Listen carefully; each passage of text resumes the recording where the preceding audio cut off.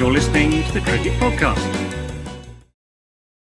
Hello, everyone, and welcome to the Cricket Podcast for our discussion of the upcoming second test between England and India. I'm Jack Hope. I'm joined by Ross Legg. Ross, long time no see on the podcast. I mean, I saw you yesterday, but on the podcast virtually, it's a long time no see. How you doing? I'm a married man, Jack. That's why I'm a married man. So for those of you on YouTube, you can see my wedding ring. So I'm off the market, unfortunately. You know, tough days for people who thought they could have a chance. You never know. But great to be back, Jack. Great to be back.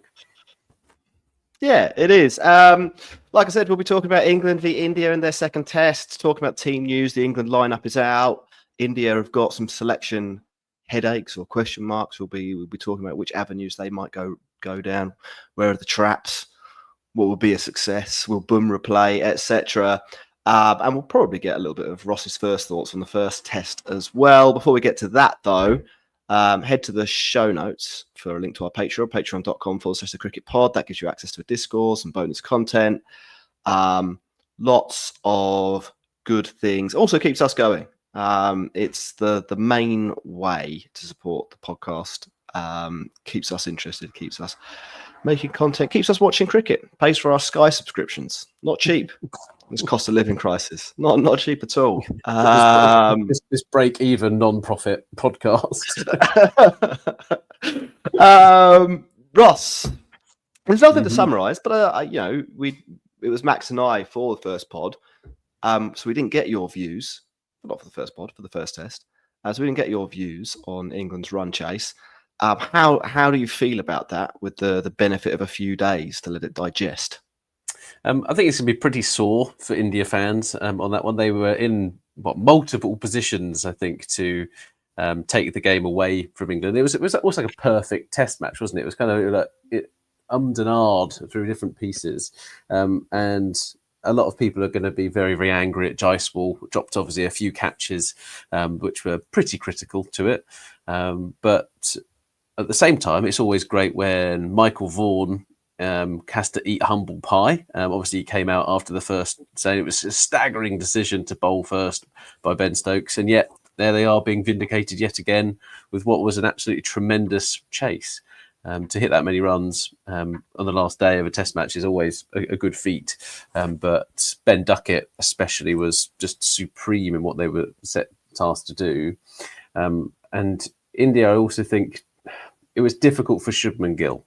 Coming in first test match as India test captain, and it's a bit of a poison chalice that game, because you've got your Ferrari, right? You've got Bumrah, and you decide, well, I want to use Bumrah because he's really, really good, and then the drop off to the next bowler is quite significant, but which is probably Siraj in that lineup. And Siraj is good. Siraj should be playing nearly every test match for India, but there was too much of reliance on that when there wasn't much.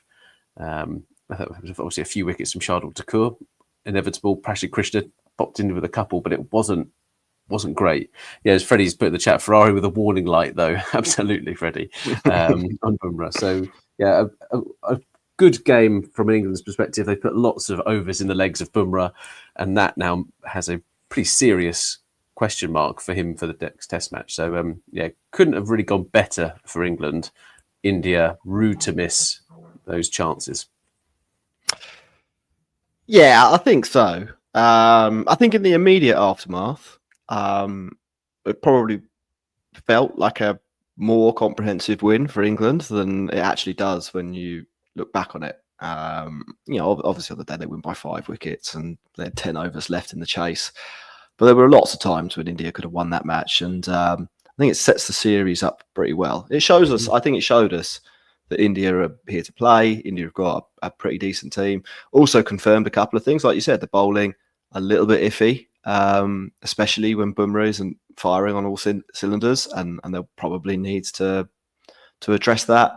And also showed us, I think, that England's bowling, like in the preview, Max and I, our opinion was that England's bowling would probably hold up okay. And I don't know if that theory holds water. Like, they conceded over 800 runs. There were long spells of the test match where it looked like they couldn't take any wickets. The fact that they wrapped up the tail twice does paper over the the glaring crack that they look quite under strength against India's top order. So we will see. We will see what happens. Ross, this week they're going to move to Edgbaston. Your favourite ground, I think, on the UK in England. In England, yeah, in the English Test circuit. We'll do England first because it's nice and easy in terms of team previews. It's exactly the same. There was talk about Jofra Archer coming into the side. He was called up, not playing for Sussex. But I think he's had some sort of family emergency, so hasn't been around training. And I guess England they may have done this anyway, but that was probably like the last, confirmation that maybe they needed. Maybe they needed to see him a little bit more in nets, and he wasn't able to do that. So he doesn't make the team. What are your thoughts on Jofra-less England? Would you have kept the team the same? Are there any other options that you'd like to see England go down for the second test? I think from a Jofra perspective, it's been 4 years since his last Test match. It's been a bloody long time anyway, and there's been quite a sorry story really with his kind of broken elbow and then broken back. So I think England fans can wait another Test match or two. I don't think it's kind of absolutely significant. I do think he would add a point of difference, but at the end of the day, we've done without him for quite a while now. I think one more Test match isn't that bad. And I also think if they having him for Australia, and I know that we've got India here right now, but you need to have a fit bowling contingent, and England just haven't, right? The stocks are pretty depleted on that front. There's still plenty of injuries kind of in that kind of 10, 15 bowlers who are all in England contention. And so rushing somebody back is probably not the best thing to do. They've obviously played again for Sussex at the weekend, just gone, and did okay. But I don't think it's a massive thing right now. England's bowling is much better with Jofra Archer in, or at least it used to be. We obviously don't know how good he's going to be. I'd assume he's going to be good, but he wasn't brilliant coming into the IPL. Got absolutely trounced in kind of the first few games, and then kind of got his confidence back, got his match fitness back, and so it might just take a little bit. So not the hammer blow that some people think it probably is at this point in time, Jack, on the Jofra front. Yeah, I mean, a lot of people were saying he shouldn't play in this test anyway. There was some pretty rogue calls from people saying he should do a whole stint in the county championship before getting pulled up, or before getting called up again. My feeling with Jofra is that if Jofra is fit and Jofra is bowling well, then England should play Jofra. They shouldn't be wasting Jofra overs in county cricket. I think probably, as a 30-year-old with an injury track record, you look at him in a similar way to how Freddie Flintoff talks about his body. So Flintoff would be he didn't like bowling in the nets too much, didn't like bowling in friendlies or non-international cricket, because he said, from his perspective, he knew he had a certain number of balls in his body, and he wanted to use them in two. And he wanted to use them in serious cricket. And I think England should be managing Jofra Archer like that. If he can prove he can get through one match in the county championship, if he bowled his 18 overs, bowler counts, so it was sort of fine. If he's bowling well in the nets after that, and you are confident he can get through the match, and that he's going to be an upgrade on one of your other bowlers, because that is crucial as well. We don't absolutely know where he is, then you should play him. He's not somebody who you should be wasting in county championship matches. Yeah, I think I agree with you on that. Actually, you have to look after people, right? And I think that's and get the best out of them. I think the question then is around England's game management, which they've been pretty awful at with Jofra Archer, haven't they? Joe Root used him like a brand new toy, and he literally ran him into the ground. And so I think you talked about those goals, the listless overs in some of the previous Test match. It's always just look like Shubman Gill did for Bumrah. It's always wanting to bring them back in and be like, oh no, he's going to be the point of difference. Let's make it happen. So they really do need to think how they're going to manage Jofra in those tests. Yeah, I totally agree. In terms of the team overall, you weren't here for the should Jacob Bethell play discussion. Is that put to bed for the rest of the series with Ollie Pope's runs in the first test? I'm not sure. It depends. I think you never want to change a winning team, and obviously Ollie Pope has hit a massive century against Zimbabwe, hit some more runs here. I wouldn't be rushing to make a change, but as the series goes by, England have gone 1-0 up, they might end up 4-0 up, and you might be going, right, actually, we could get some more experience under one of these guys' belts, and it could be an absolute trouncing. We don't know at this point, so I think it's a bit too soon to say. I would say that you don't normally change a winning team, and Ollie Pope has done more than enough now to kind of cement his place for the time being. But if history is to go by, there's an injury lurking somewhere, and Jacob Bethel's probably first off the rank. Probably can bat anywhere in those positions, so I won't be surprised to see him play at some point. But I don't think it's at the expense of Ollie Pope right now, Jack. Yeah, I'd agree with that. A lot of pressure on Pope. I think it was one of the things that, in terms of like selection decisions for the summer, there was a big question mark about Pope before that series, before that match. I think in the sort of drama of all the other things going on in the game and the big chase and the fact that Pope didn't score runs in the second innings, which he doesn't seem to do, does he? Like he never does. Yeah, it never does. But people did miss the bit where he got the 100 in the first match that even meant that England, in the first innings, that meant that England were in the game a little bit. And he batted really well. And I think, sort of as you say, he buys himself at least a month, which is the remaining 4 tests. He gets another score. He's number 3 for the Ashes, I think. Yeah.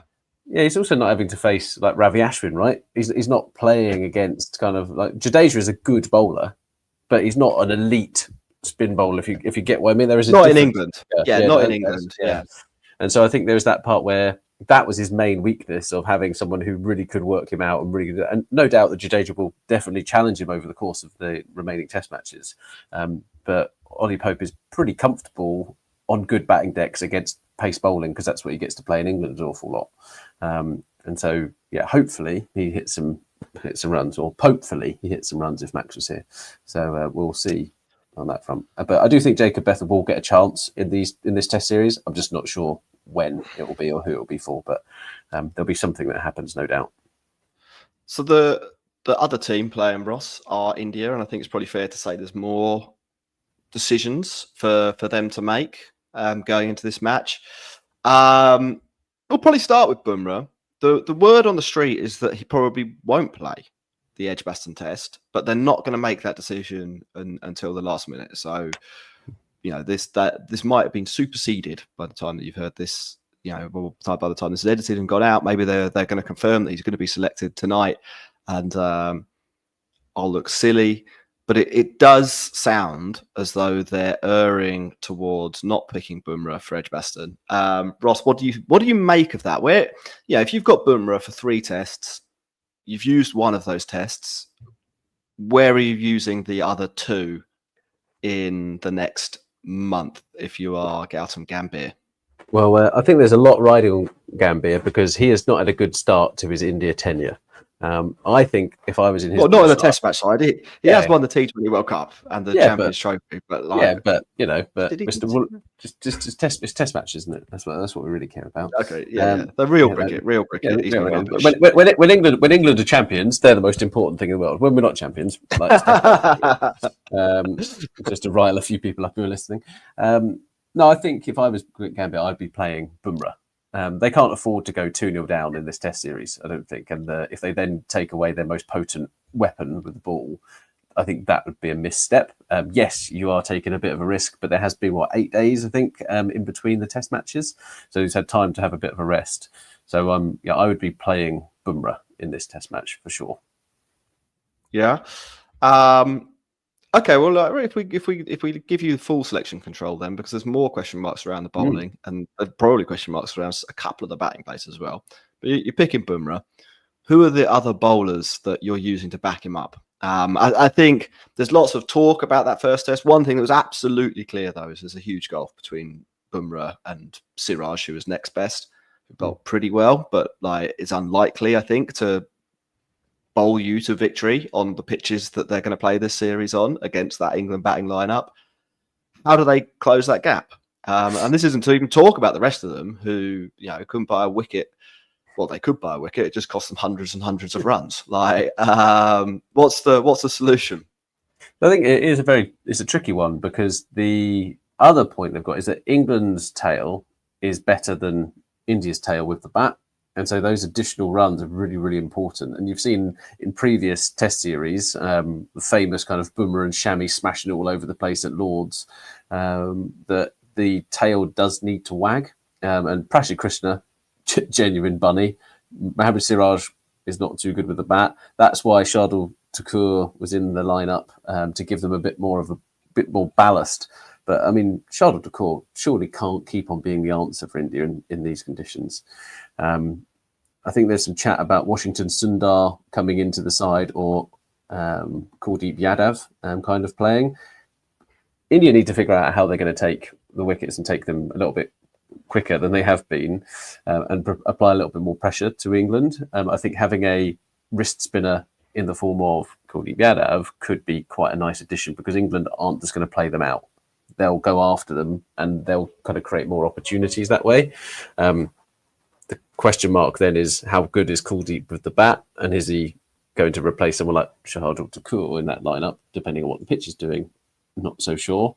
Karen Nair obviously didn't have a great return to the Test arena after his absence, but I think you can't be judged on one game, so you need to have a little bit more time, and a bit more grace in that period, if I'm perfectly honest. So I think the batting lineup will stay the same. I would probably be looking to make a change in the bowling lineup, but how you negate that with the runs, you shouldn't be picking bowlers based upon the amount of runs they're going to hit. But because you've had so much upheaval with Rohit Sharma and Virat Kohli coming out, it is a bit of a different equation, and that's why Gambit's got such a task on his hands here. So my take on this is that India need to look at this. They need to put the two collapses out of their mind, is my view. They got enough runs to win a test match on that pitch with the batters that they have, and their tail, it underperformed. It was probably due a few more runs than they actually managed to score, 9 or whatever that was. But I think if from their perspective, to focus on the lack of runs and to try and address that is to miss the fact that they lost this match because they couldn't take 10 wickets on day 5. Couldn't take their fucking catches, could they? couldn't take any catches. So I think if I'm India, I'm looking at who can we bring in. Like now, if you've got Bumrah, this maybe changes things a little bit. Maybe you don't have to pick Kuldeep. If I'm the India selection, though, I'm picking Kuldeep whichever way. And if you're not picking Bumrah, then you're 100% you have to pick him.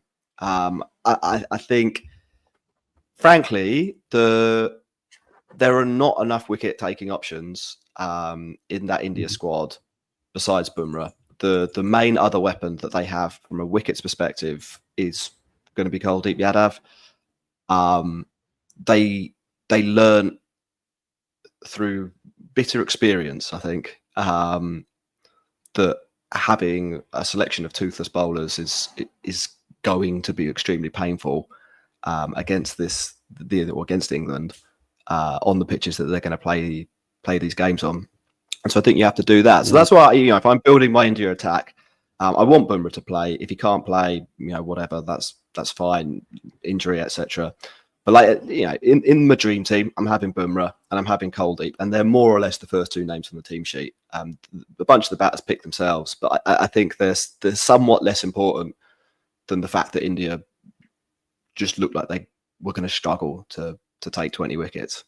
I was quite like to see Nitish Kumar Reddy come into the side. I was a bit surprised because he did okay last time he was here, I thought, with a bat. So the thing I wonder with. So this, if I'm building my dream India team, I've got Kuldeep and I've got Jasprit. You're probably picking Siraj because so there's 11. There's 9, 10, 11.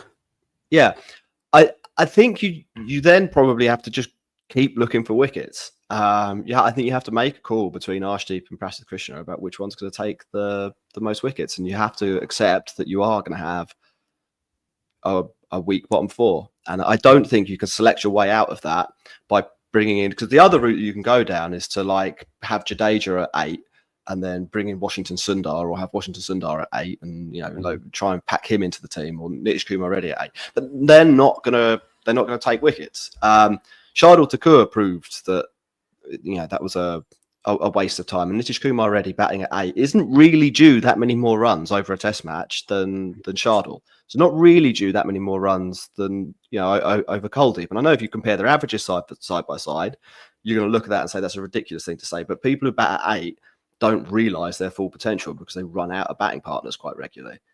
I think to try and solve the problem of the first match by bringing in more batters is to miss the problem of the first match, which is that they couldn't bowl England out. Now, catches aside, you have to accept. I think you have to accept as well that if you bowl a lot, you are going to drop catches. Like it was bad from India to drop all those catches. Like I totally understand that. But if you are out in the field for ages and the other team scores 850 runs, whatever it is, there's going to be chances, and some of those chances are going to be dropped. The thing that you have to focus on is creating more and more and more chances. And India just sort of, didn't create enough of them to win the game, and that's more or less where the difference was. It wasn't that they didn't not win that match because Nitish Kumar Reddy wasn't there to get 23. Like that maybe helps them draw. Like, and I think maybe India are thinking out from that point of view. Maybe India would be really happy with a draw at Edgbaston. If that's where they're coming from, then maybe you do pick Washington Sundar, and maybe you do pick Nitish Kumar Reddy. But I don't think either of those players actually help you win the Test match.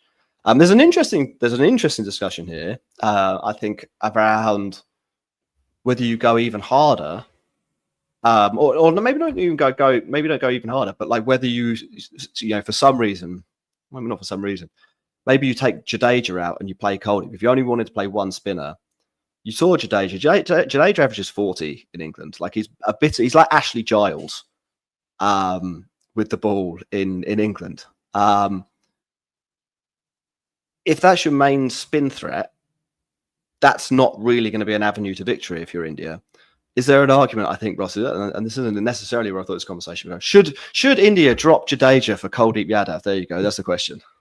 I just think that where do you find, and I think Jadeja's position is really interesting because he is a genuine batsman who bowls. I don't see him as the bowler who bats for this team. And if you look at the other part, you've got Sai Sudarshan, who's playing it's only his second Test match. Karen Nair's not played Test match cricket for ages and is coming in for his second Test match in a decade.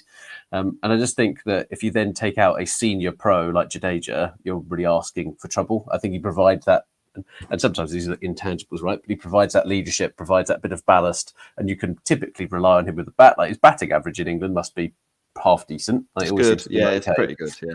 And so I don't think I'd be weakening that part. I think I'd be looking to take out one of the pacers and just say, right, we're going to put a bit more of a load on these guys, and hope that we make because you can get through more overs, right? With Kuldeep bowling spin and Jadeja bowling spin is kind of all right. It kind of brings it together. So if they then got Bumrah, Siraj, and then probably Nitish Kumar Reddy is probably who I'd pick right now. You've got more batting, you've got a bit more of a balanced bowling lineup, and as you say, you push towards making it more likely to be a draw and a win for India rather than actually just opening up the risk for the rest of it, would be my view. Interesting. I think there are a lot of questions for India to answer. That's basically the upshot of that question, of that conversation. Like, it's not. I would like them to take a few more risks with their selection. I think that they picked a team that was quite draw-oriented for the first match. I think Shardul is quite a draw-oriented selection. I would be sad if I was an India fan. I would be sad for the series if they went even more draw-oriented and basically picked another. But great respect to the world, to Washington Sundar, he's not better at bowling than Jadeja, and Jadeja's pretty toothless in England. I think they've got a couple of left-handers, but I think they would be able to negate what Washington Sundar's got on offer, if I'm perfectly honest. Bring it to the party. Yeah. No, I agree. Yeah. So I would like to. The question they could do is that's what I'm saying. Yeah, what they could do is look to potentially. It'd be quite harsh on Sai Sudarshan, I think, but you could move a couple of people up and to make room for them. So Shubman Gill could move up to number 3, or Karen Nair. Yeah, there's just a lot of change going on in that lineup, and Gautam Gambhir I think it's under a lot of pressure actually. So yes, there's what about winning, but the World Test Championship's really, really important for them, and coming and beating England, I think, is really important. So, well, let's to round off this episode. What do you think India will do, and what do you think will happen in the Test match? So I think Jadeja will play. I don't have any doubt on that. I think Bumrah will also play. I think they'll try to front load this, because if they get it to 1-1, then they can have the affordability of resting Bumrah. If they lose this Test match, then they're sitting there going, "Oh, we're 2-0 down. This is a nightmare situation for us, and it's a long way back." And so even if they got it back to 2-2, they're still going to need Bumrah to do that, to get them back to 2-2, let alone wait until you've got a deciding piece there. I won't be surprised if there is a change to the batting lineup to try and fit in a Washington Sundar or a Nitish Kumar ready to try and give themselves a little bit more ballast at number 8 and 9. But as you say, they should be looking to risk more to try and win this Test match rather than going for a draw. It really doesn't matter if they've never won at Edgbaston before. That shouldn't come into the equation, in my view. Like, all the historical performance pieces, there's different players, there's all this kind of stuff to go for. Like, you're only there to win the game next in front of you. And if they go 2-0 down, it's a long way back. Yeah, agreed. I think India will go risk averse.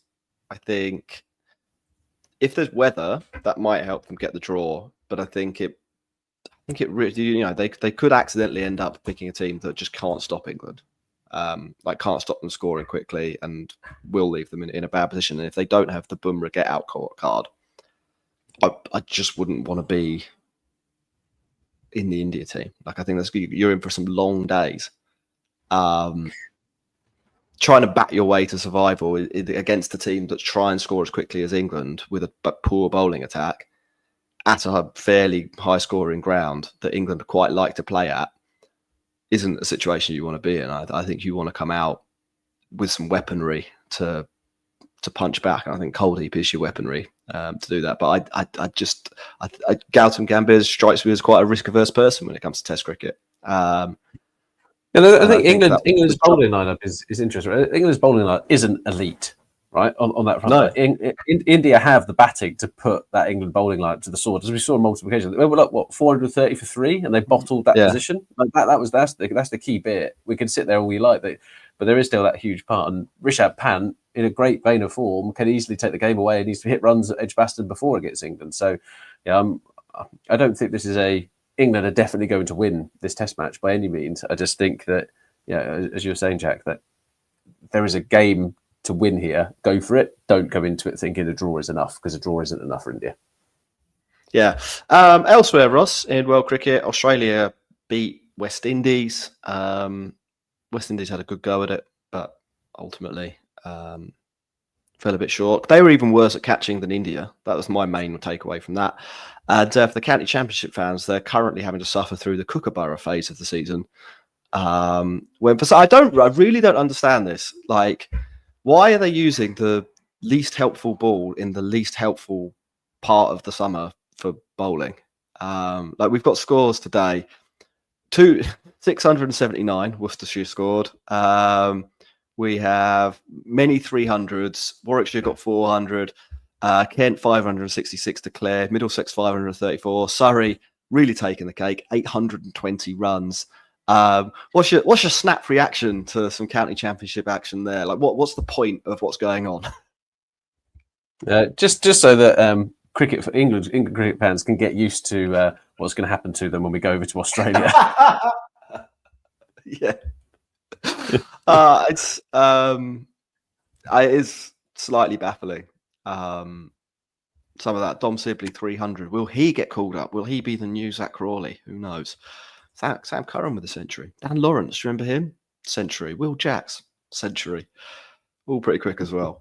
Look, Ross, we had about time to do half an hour. We've done our half an hour.